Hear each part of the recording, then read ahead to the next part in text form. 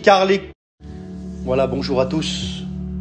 Je suis heureux d'être avec vous aujourd'hui et pouvoir vous partager ce que Dieu a mis dans mon cœur. Je me suis longuement posé la question de qu'est-ce que j'aurais pu vous partager. Et je voulais pas que ça soit seulement un mot de manière à vous partager une belle pensée, une belle note, mais vraiment un mot de Dieu à vous communiquer. Parce que je crois que si on accepte d'être le moyen de communiquer le message de Dieu, et que vous, en retour, toi qui m'écoutes aujourd'hui, que tu es là, prêt à accepter ce que Dieu veut te donner, alors je crois que il peut et il doit se créer ce qu'il y a de meilleur. Car les projets que Dieu a pour toi, c'est les projets les plus merveilleux. Et une des choses les plus fondamentales pour que tu puisses entrer dans ce que Dieu a pour toi, l'élément déclencheur, c'est ta foi. Jésus va dire cette parole puissante et il va dire que si tu crois, tu verras la gloire de Dieu. Si tu acceptes d'être dépendant de lui, si tu bases ta foi en Jésus, alors à ce moment-là, tu verras la gloire de Dieu. Et à travers le mot de Dieu que j'ai pour toi aujourd'hui, le thème de notre message aujourd'hui, c'est « Deviens tout ce que Dieu veut que tu sois ». On va voir ce texte des Écritures ensemble dans le livre de Jérémie, chapitre 29 et verset 11. La Bible dit ceci, « Car je connais les projets que j'ai formés pour vous, dit l'Éternel. » Les projets que j'ai formés pour vous, dit l'Éternel, ce sont des pensées de paix et non de malheur, afin de vous donner un avenir et de l'espérance. Aujourd'hui, ce que je voudrais que tu réalises, c'est ce que Dieu pense de toi, afin que tu n'aies plus jamais peur et que tu aies un avenir plein d'espérance. Je voudrais te dire que si la peur te paralyse et t'empêche d'entrer dans ce que Dieu a pour toi, je voudrais te dire que tu dois laisser la foi et la paix de Dieu t'ouvrir la porte vers tout ce que Dieu a préparé pour toi. Il est important aussi de réaliser dans quel contexte le livre de Jérémie nous dit ceci. Et je voudrais te l'expliquer rapidement. Cela concerne le peuple d'Israël. C'était le peuple de Dieu. Et à ce moment-là, ils ont été déracinés de l'endroit où ils étaient, loin de chez eux. Jérusalem, à ce moment-là, avait été détruite. Et ils se sont retrouvés en captivité à Babylone. Le temple avait été rasé et tout ce qui représentait leur identité semblait perdu. Ils sont alors déportés à Babylone et ils vivaient à ce moment-là dans l'incertitude comme dans la peur. Et ils se demandaient si Dieu les avait abandonnés. Mais à ce moment-là, s'il y avait aussi le prophète Jérémie, mais il y avait aussi des faux prophètes. Et des prophètes annonçaient un retour rapide. Mais Jérémie leur avait adressé une lettre qui va changer leur situation. À ce moment-là, Jérémie ne va pas leur dire un retour rapide de l'Éternel pour rétablir leur situation, mais un exil qui va durer 70 ans. Et à ce moment-là, il va leur dire de ne pas avoir peur et qu'ils vont pouvoir s'installer là où ils sont, construire, se marier, travailler et rechercher la paix dans la ville où ils sont. Et c'est là qu'il dit ces paroles, « Je connais les projets que j'ai formés pour vous, dit l'Éternel. » En d'autres mots, d'une autre manière, Dieu n'a pas oublié son peuple. Mais son peuple va pouvoir continuer de pouvoir avancer, même si tout semblait perdu. Et la question que je voudrais te poser aujourd'hui à travers ce message, c'est « Et toi, as-tu parfois l'impression que ton avenir il est incertain, que Dieu reste silencieux ?» Oui, c'est bien souvent la question qu'on se pose. On a l'impression de ne pas voir la main de Dieu agir. Parfois, on se sent comme dans l'incertitude et notre foi est troublée. Mais n'oublie pas que la foi, c'est-à-dire cette ferme assurance des choses que tu espères, la démonstration de celles que tu ne vois pas, mais que tu as la certitude de pouvoir les voir. Alors je voudrais que tu te positionnes dans la foi en Jésus. Mais je voudrais te dire que tu as un avantage aujourd'hui, Église. C'est que ce verset des Écritures concerne l'ancienne alliance de ce peuple qui était dans l'incertitude, dans la persécution. Mais que toi aujourd'hui tu es positionné dans la nouvelle alliance. Cela ne veut pas dire que tu vas avoir tout dans un fleuve tranquille, mais que tu es positionné dans la foi, non pas dans l'attente d'un Messie, mais un Messie qui est déjà venu et qui a déjà tout accompli. Oui, Dieu a un plan parfait pour toi. Et dans le plan parfait, il faut que tu te positionnes dans la foi et que tu acceptes de lui obéir. Oui, je voudrais te dire que ta vie, elle n'est pas un accident, mais elle est une intention de Dieu qui veut agir dans ta vie. Car les projets que j'ai formés pour vous, dit l'Éternel, ce sont des projets de Dieu. Ce qui veut dire que Dieu a pensé ton projet. Par le mot hébreu, du mot penser, signifie concevoir avec intention, méditer, préparer avec soin. Oui, si Dieu, dès le commencement, avait pris soin de créer Adam et de le former de ses mains, oui, c'est vrai que lorsque Dieu a créé la terre, les cieux, la terre, qu'il a créé certaines choses, il les a créées selon sa parole. Mais lorsque Dieu a créé Adam, il l'a façonné entre ses mains et il a pris soin de pouvoir le créer. Je voudrais te dire que dans le projet que Dieu a pour toi, il a pris soin de le penser, de l'examiner et de le créer. Et c'est pour cela qu'il faut que tu te positionnes avec foi dans ce que Dieu a préparé pour toi. Oui, Dieu ne réagit pas seulement pour ton présent, mais il l'a déjà préparé depuis longtemps. On peut voir des exemples de personnes qui se sont retrouvées troublées dans certaines situations, mais que Dieu avait préparé un projet merveilleux. Ce n'est pas le thème de mon message, ce n'est pas la direction de mon message, mais je vais vous en parler courtement. À l'exemple de Joseph, rogné par ses frères, jeté en prison, jeté dans un puits, dans les profondeurs de... Il courait à la catastrophe à ce moment-là. Voici que Joseph était en prison, mais Dieu voyait déjà en lui-même le trône en Égypte pour qu'il puisse devenir gouverneur. Lorsque David fuyait Saül, Dieu avait déjà préparé le plan de Dieu pour lui, pour qu'il puisse être roi d'Israël. Et la question que je voudrais te poser aujourd'hui, et toi, comment regardes-tu ton avenir? Avec les yeux de Dieu, les yeux de la foi, ou seulement à travers ce que tu vis et à travers tes émotions? Oui, tu dois fonder ta foi dans ce que Dieu a créé, formé pour toi. Les projets sont de paix. Les projets ne sont pas de malheur pour toi. Et pour que tu puisses comprendre ce message, je voudrais te partager une petite histoire. L'histoire, le thème de l'histoire, c'est une lettre qui a tout changé. C'est l'histoire nous dit que cette petite fille, elle s'appelait Lucie. Elle était jeune, mais elle avait vécu déjà pas mal de choses dans sa vie. Depuis son enfance, elle ressentait un vide. Elle vivait des choses qui étaient fortes. Elle avait eu un passé très difficile. Dans sa vie, il n'y avait pas de but précis. L'histoire nous dit que cette petite Lucie, elle était remplie de doutes pour ce qui concerne son avenir à cause de ses échecs du passé.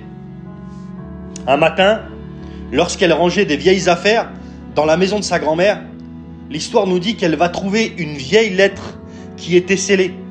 Et sur cette lettre, il y avait son nom qui était écrit. Et à ce moment-là, elle a reconnu la lettre de son père, parce qu'elle avait reconnu son écriture. Et dessus, sur cette date, il était daté depuis le jour de son enfance. Alors voici qu'à ce moment-là, elle est troublée, elle est là, elle se retrouve comme dans l'impatience de pouvoir l'ouvrir. L'histoire nous dit qu'elle avait les mains qui tremblent, et à ce moment-là, elle essaye d'ouvrir l'enveloppe. Et lorsqu'elle ouvre l'enveloppe, elle lit cette lettre. Et c'est son père qui lui écrit, il lui dit « Ma chère Lucie, depuis ta naissance, j'ai toujours eu des projets pour toi. Je sais que tu n'auras pas un avenir qui sera facile. Ta maman n'est plus là. Mais je sais que tu auras des moments de doute et des moments d'incertitude. Mais je te fais ces petits écrits pour que tu te souviennes que ton avenir, il est entre mes mains et que je veux préparer le meilleur pour toi. Oui, je veux préparer quelque chose de beau.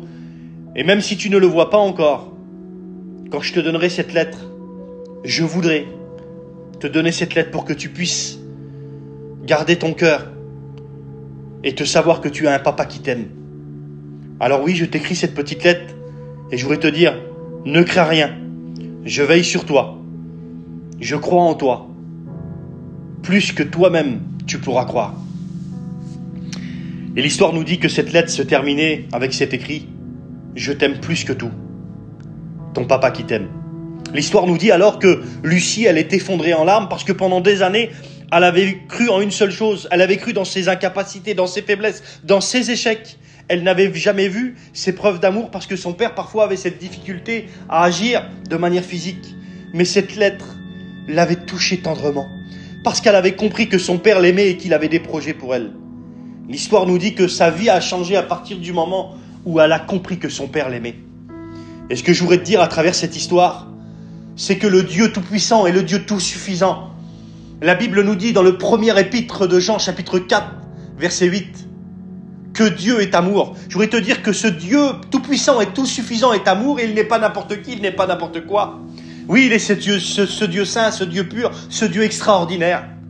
Mais ce Dieu-là est accessible parce qu'il est un Père pour toi. Oui, lorsque tu as accepté la grâce de Dieu dans ta vie, alors Dieu n'est plus seulement le Dieu tout-puissant, et il est avant tout le Dieu tout-puissant, mais il est ce Dieu Père, ce Dieu aimant, ce Dieu proche. Ce que je voudrais te faire comprendre aujourd'hui à travers ce message, c'est que les pensées de Dieu sont de paix et ne sont pas de malheur.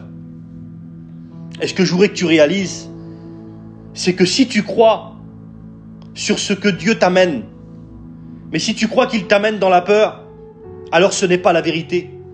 Ce Dieu est d'amour, il n'est pas un Dieu de colère, il n'est pas un Dieu méchant, mais ce Dieu de grâce dans la Nouvelle Alliance, c'est un Dieu qui est amour. Et s'il aurait eu sujet d'être en colère contre toi, je voudrais te dire que lorsque Jésus a subi à la croix, il a porté ta condamnation, même si tu étais condamnable. Il a porté la colère que tu devais subir pour que tu puisses te laisser aimer. Oui, Jésus est venu te révéler ses pensées en te guérissant, en t'aimant et en te restaurant. Beaucoup pensent que Dieu est là pour punir. Pourtant, ce verset nous dit qu'il pense le meilleur pour toi. Oui, la croix est la preuve ultime que Dieu veut ton bien. Il a donné ce qu'il avait de plus cher. Dieu a tant aimé le monde qu'il a donné ce qu'il avait de plus cher. Là, Jésus a porté ta condamnation à la croix afin que tu ne sois plus condamnable. Mais il faut une chose, c'est que tu bases ta foi dans celui qui a tout payé pour toi. Si tu crois que Dieu te punit, alors tu ne recevras pas sa paix. Mais si tu crois que Jésus a tout porté sur la croix pour toi, alors tu pourras demeurer dans la paix. Mais si tu crois alors que Dieu veut ton bien, alors là, oui là, écoute ce que j'ai à te dire, tu pourras marcher avec assurance. Oui, il faut que tu fondes ta foi en la bonté de Dieu. Et c'est là que tu pourras marcher dans sa paix. Oui, les projets que j'ai formés pour toi, te dit l'Éternel, c'est des projets de paix. Un avenir qui est garanti par l'œuvre de la grâce. Non pas par tes efforts, mais par ce que Jésus a accompli à la croix. Oui, ton avenir, il est sécurisé non pas par tes performances, mais par la fidélité de Dieu. Le texte ne dit pas « si tu fais tout bien », mais le texte nous dit « je connais les projets que j'ai formés pour toi ». Oui, ton avenir ne repose pas sur ta perfection, mais sur la fidélité de Dieu. Oui, Dieu est fidèle. Alors que nous, on était infidèles, Dieu a été fidèle. Mais ce qui est merveilleux, c'est que Dieu dépose en nous la capacité et le faire. La Bible dit qu'il dépose en nous le vouloir, le désir et le faire, ce qui veut dire la capacité. Parce que Dieu aujourd'hui a déposé en nous son esprit pour que nous puissions vivre dans sa fidélité. On a l'exemple de Pierre. Lorsqu'il a douté en marchant sur l'eau, Jésus ne l'a pas renié, mais Jésus l'a rétabli et lui a confié l'Église. Oui, Pierre, il a marché sur l'eau, mais il a renié Jésus. Mais Jésus l'a rétabli et lui a confié l'Église. Et la question que je voudrais te poser, et toi, combien de fois as pensé que Dieu allait t'abandonner à cause de tes erreurs? Ce que je voudrais que tu réalises, c'est que il t'est arrivé d'échouer, mais la grâce n'échouera jamais. La grâce ne faillit pas. La grâce n'est pas pour les parfaits. La grâce est pour les coupables. Mais Dieu équipe les coupables pour qu'ils puissent vivre libres et avancer sur ce chemin sûr et solide. Aujourd'hui, je voudrais te poser une autre question. C'est comment tu peux marcher sur cette promesse. Oui, souvent on se pose la question, Seigneur, je crois que tu as des projets de paix pour moi, mais il y a tellement le trouble autour de moi. Comment je pourrais marcher dans cette promesse? Écoute ce que je voudrais te dire. La foi, elle ne change pas Dieu. La foi, elle se positionne pour recevoir ce que Dieu a préparé pour toi. N'oublie pas, lorsque Jésus a subi à la croix, il a prononcé cette parole puissante, tout est accompli. Je voudrais te dire que dans le projet que Dieu a préparé pour toi, il a déjà tout accompli dans sa grâce. Dieu a déjà pensé pour ton avenir, mais c'est ta foi qui ouvre les yeux pour pouvoir le voir. Oui, les yeux de la foi. Les yeux de la foi ont la ferme assurance de voir les choses que tu n'as pas encore vues, d'avoir la certitude que les choses vont pouvoir se voir et pouvoir se toucher. Mais en attendant, tu dois te positionner dans la foi. Oui. Si tu crois en la bonté de Dieu, tu vivras dans la paix. Mais si tu te sens abandonné, rejeté, alors tu vivras dans la peur. Mais ce que je voudrais te dire, c'est que la Bible dit ceci, que l'amour de Dieu qui a été répandu en toi par le moyen du Saint-Esprit, l'amour de Dieu, elle bannit la peur. La peur est sans force devant l'amour de Dieu, parce que l'amour de Dieu, elle est toute puissante, elle ne faillit pas. Et Jésus va dire dans l'évangile de Matthieu, chapitre 9, verset 29, et Jésus te le dit aussi à toi aussi aujourd'hui, qu'il en soit fait selon ta foi. Oui, si tu crois que l'avenir est sombre, alors regarde à travers la lumière de la grâce. Saisis cette grâce, saisis cette promesse que Dieu a pour toi. Il n'est pas juste un verset joli à lire, Jérémie 29, 11. Il est une réalité pour toi. Oui, Dieu pense du bien sur ta vie. Il n'a pas de projet de malheur. Les projets de malheur sont fondés par le dessein de l'ennemi. Mais je voudrais te dire que les desseins de l'ennemi ont échoué à la croix. Mais si tu bases ta foi dans la grâce, alors il t'assure un avenir rempli d'espérance. Alors oui, aujourd'hui, choisis d'aligner tes pensées à celles de Dieu. Vois ton avenir avec la même espérance que lui a pour toi. Et fonde ta vie en celui qui a tout payé. Oui, déclare ces paroles. Je prends conscience des projets que Dieu a formés pour moi, dit l'Éternel. Ce sont des projets pour moi, qu'ils ne sont pas de malheur. Ils sont pleins d'avenir, pleins d'espérance. Et c'est extraordinaire. Oui, c'est extraordinaire ce que Dieu a réservé pour toi. Et si tu le crois, alors tu verras la gloire de Dieu. Alors je voudrais terminer ce message avec une question. Est-ce que tu es prêt? Oui, est-ce que tu es prêt ce matin à entrer dans ce que Dieu a pour toi? Oui, ce n'est pas juste un verset pour t'encourager, c'est une réalité spirituelle pour toi. Et pour toi, dans la dimension de la nouvelle alliance, cela a coûté suffisamment cher à Jésus pour que tu puisses vivre le projet de paix, dans une paix totalement parfaite. Dieu connaît ton avenir. Il est rempli de paix et d'espérance à travers le tout accompli de Jésus. Il a des pensées et de bien-être pour toi. Oui, je voudrais te dire que Dieu ne t'a pas oublié. Et que si l'ennemi a essayé de venir troubler ta foi en pensant que Dieu t'a oublié, je voudrais te rappeler que Dieu t'aime d'une manière parfaite et que dans les mains que Jésus a préparées, a été percé pour toi. Il était préparé le projet de Dieu pour toi. Lorsque Jésus a été couronné d'épines au prétoire, qu'il a été revêtu du manteau de pourpre de manière à l'humilier, il était préparé dans les coulisses de Golgotha, le projet de Dieu pour toi, afin que tu puisses vivre cet avenir plein d'espérance. Et pour cela, il faut que tu acceptes d'être dépendant de celui qui a tout payé pour toi. Mais c'est à toi aujourd'hui.